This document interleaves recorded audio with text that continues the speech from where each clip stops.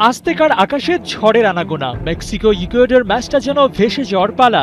তবে ঘণ্টাখানিক পরে খেলা গড়ালেও সেখানেও যেন দেখা গেল আরেক ঝড়, আর সেটা ভাসিয়ে দিয়েছে ইকুয়েডরকে। লাল কার্ড আর গোল হজমের তিক্ত স্বাদ দুটোই পেয়েছে ইকুয়েডর, আর মেক্সিকো এখন শেষ ১৬তে।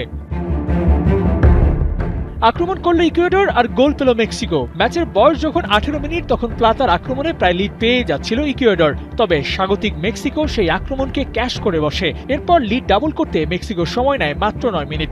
রাউল হিমেনেজের গোলে ম্যাচ থেকে ছিটকে দেয় ইকুয়েডরকে। মেক্সিকোর দাপুটে ফুটবলের জবাবটা দেওয়া হয়নি ইকুয়েডরের। বেশ কয়েকটা সুযোগ তৈরি করলেও ফিনিশিং টাচটা হয়নি ভালো, আর তাতে ২-০ গোলেই জয় পায় মেক্সিকো। রাউন্ড অফ 16-এর টিকিটটাও এই ম্যাচ দিয়ে কেটে নিয়েছে স্বাগতিকরা। It's really hot today.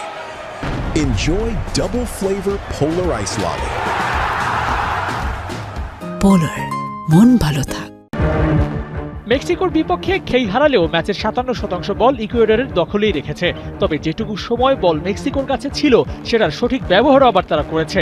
Opposition বক্সে ball touch, shots on target, total shots সবকিছুতেই এগিয়ে ছিল মেক্সিকো।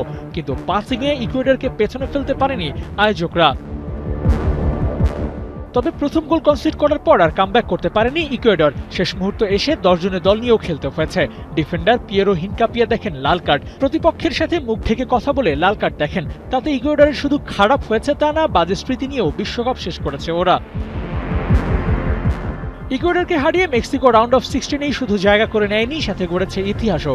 ৪০ বছর পর নকআউটে কোনো ম্যাচ জিতেছে মেক্সিকো। অপেক্ষা ১৬ কলা পূর্ণ করার।